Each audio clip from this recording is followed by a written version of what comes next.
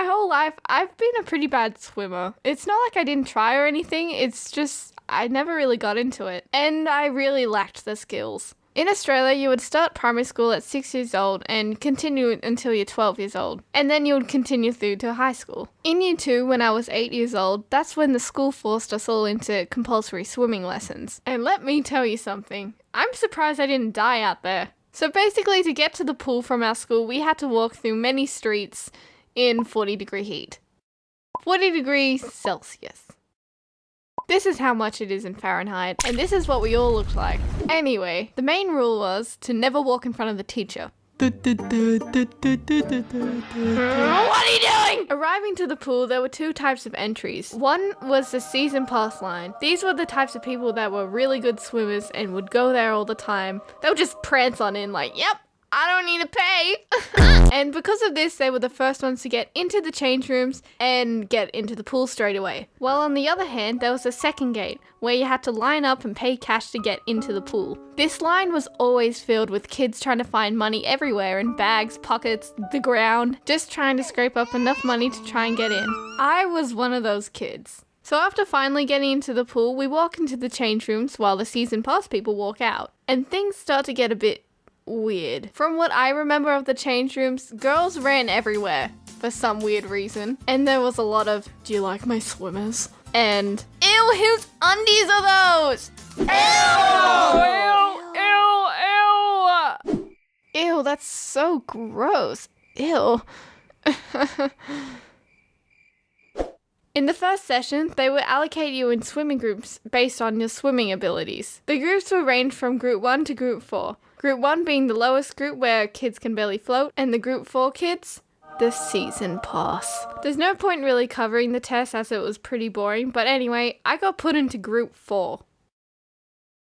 Me. Someone who can barely swim.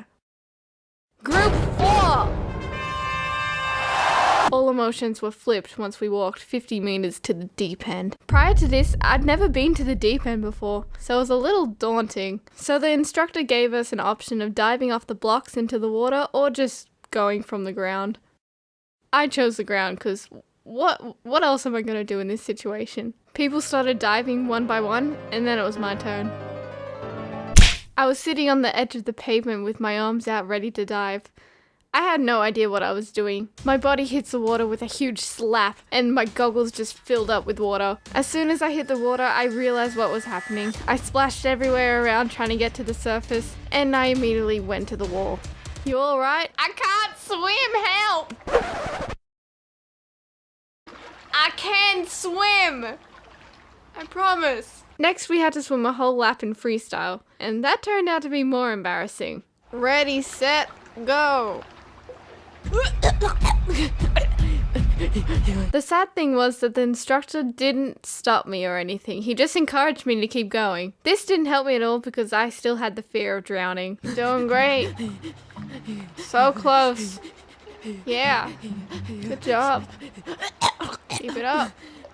You're doing good. Yep. Swim. Almost there. Great work. Keep it up. Up. Congrats. So I managed to finish the whole lap, which was pretty surprising, but by the end of it, my muscles were aching so much. I just wasn't cut out for it. I wouldn't have lasted much longer out there. Everyone, you did great, except Jess. Can I talk to you for a minute, Jess? Look, you're a really great swimmer and all, but I think you would be better in Group 3. Or 1. To be honest, I kind of expected this talk from the instructor because he literally saw me like half drowning twice. I didn't mind though because I got to spend like half an hour with the elite squad when I really shouldn't have been there. Let's be honest. Don't get me wrong, Ashley really likes swimming, but I'm just really not good at it. Whenever I do go into water these days, you will most likely see me doing the doggy paddle. At some point. Not always. Just sometimes. 90% of the time. Here's a random fact to leave on. One of my friends saw a diaper at the bottom of the pool, and it still had poo in it.